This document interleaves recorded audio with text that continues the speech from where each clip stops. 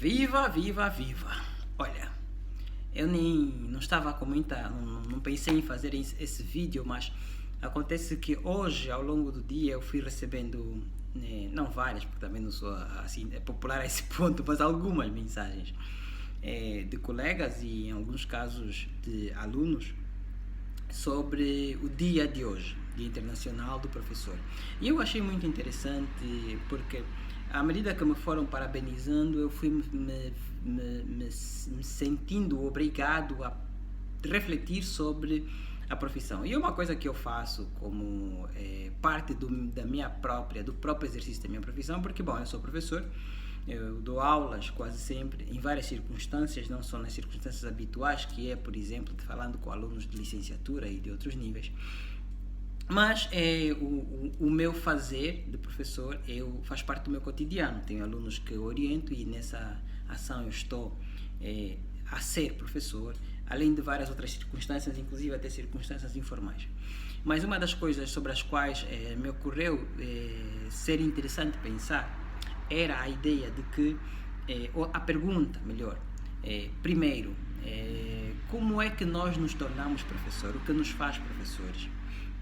E claro que se calhar a falar sobre isso eu vou falar sobre algumas outras coisas, mas eu vou tentar fazer um vídeo curto, porque a minha intenção é fazer um vídeo muito longo a respeito. E sobre porquê ou como nos tornamos professores, um pouco das leituras e um pouco da minha própria experiência, eu aprendi que ficamos professores de 3 formas. A primeira forma é pela repetição. Pela repetição e, vamos assim dizer, pela cópia de modelos. Então, nós aprendemos a ser professores porque todos nós que hoje somos professores tivemos outros professores desde o ensino primário até onde nós tivermos chegado. Então, vamos imaginar que eu tenha feito também um mestrado, um doutoramento, etc. Então, são quase 30 anos diante de diferentes modelos de professor. E o que vai acontecer, isso é óbvio, aliás, a psicologia nos ensina isso com a aprendizagem social de Bandura, o que vai acabar por acontecer é que eu vou pegando aos poucos trejeitos, eu vou pegar formas de falar, formas de se comportar, formas inclusive até de responder aos questionamentos que nos são colocados pelos alunos, que são, com certeza e sem dúvida alguma, resultado de uma espécie de junção, né, ou síntese, se quisermos, dos vários comportamentos dos vários professores que eu conheci ao longo dos tempos. Então nós absorvemos tanto os bons exemplos, né, os bons modelos, quanto os maus modelos. Então o tipo de professor que eu, Felizardo, hoje sou é um pouco o resultado desse processo. A outra forma de aprender a ser professor, que aí seria a segunda forma, é pelo autodidatismo, o estudo autônomo, vamos chamá-lo assim se quisermos. Então, eu leio, eu assisto filmes, eu assisto documentários, eu participo de palestras e ouço, né, coisas que as pessoas dizem, e em função disso eu vou fazendo um aprendizado que é muito mais orientado pelos meus próprios interesses, daí a ideia do autodidatismo, e em função disso eu também aprendo a ser professor. E uma terceira via para sermos professores é uma que se calhar não se fala muito disso, que é a intuição. Ou seja, nós somos professores porque também estamos, vamos assim dizer, cobertos por uma suspeita de que este é o melhor caminho a seguirmos para, por exemplo, darmos esta ou aquela aula. Isso é intuição. Algumas pessoas chamariam de sexto sentido. Então, o professor tem um sexto sentido que lhe diz, olha, se calhar você deveria agora falar um pouco mais alto, agora falar um pouco mais baixo, agora modelar a voz e falar se calhar de maneira um pouco mais carinhosa ou até de maneira mais sedutora, isso depende muito do que você vai tentar mostrar. E os tons, a tonalidade diferente da voz que você vai implementando nas diferentes situações, quando você, por exemplo, percebe que elas funcionam, a tendência é de repeti-las. Então, a intuição te leva a experimentar coisas novas. E aí, quando eu falo de coisas novas, são mesmo coisas muito amplas, tá? E quando tu sentes que essas coisas funcionaram, então tu as repetes e depois elas se tornam mais ou menos o teu padrão de comportamento enquanto professor. Então essas são as 3 vias para aprender a ser professor. Entretanto, isso não encerra, vamos assim dizer, a conversa sobre a profissão do professor, mas para mim, na minha opinião, isso inicia pelo menos a conversa. Isso nos faz começar a pensar sobre a profissão do professor e sobretudo no nosso país, vamos assim dizer, Angola. Isso é muito importante. É muito importante, por exemplo, nós compreendermos um pouco que, apesar desse aprendizado, e aí todos aqueles elementos que eu coloquei anteriormente, a aprendizagem por meio dos modelos, o autodidatismo e a intuição, elas acontecem muito mais facilmente em um ambiente que está pensado para formar professores. O que é que eu quero dizer com isso? É muito fácil você exercitar essas coisas, por exemplo, vamos pensar no contexto de Angola, num magistério, portanto, numa escola que forma professores para o ensino primário, ou mesmo numa escola de formação de professores, como o caso das escolas pedagógicas e dos ISETs. Fora dessas instituições, por exemplo, a questão da modelagem, ela pode ser importante, mas alguém que está a formar-se para engenheiro, ele provavelmente vai ficar muito mais atento aos trejeitos de engenheiro e não aos trejeitos de professor, do seu professor, tá? Porque ele está muito mais preocupado em aprender a ser engenheiro, então ele vai copiar as coisas que vão lhe permitir ser um bom engenheiro.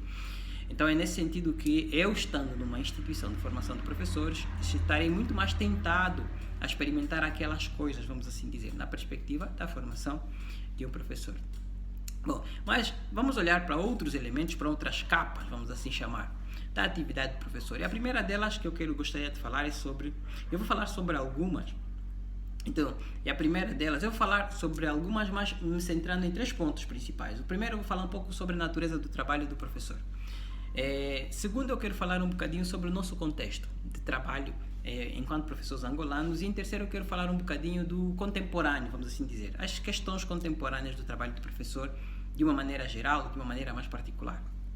Relativamente à primeira parte, a natureza do trabalho do professor, eu gostaria de começar, eu sempre quis fazer isso, infelizmente eu não tenho aqui o livro, mas bom, há um tempo eu escrevi um livro e o título do livro é Significando Práticas e Praticando Significações, e é um pouco com base nesse livro que eu estou aqui a falar convosco a respeito, em que eu tentava discutir, entre outras coisas, a natureza do trabalho do professor.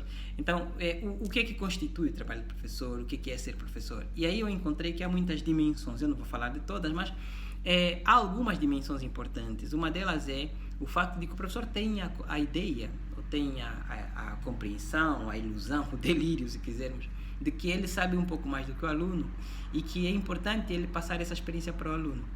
Então, a natureza do trabalho do professor está na ideia, vamos assim dizer, na compreensão, na crença do professor, é quase uma crença mágica, né?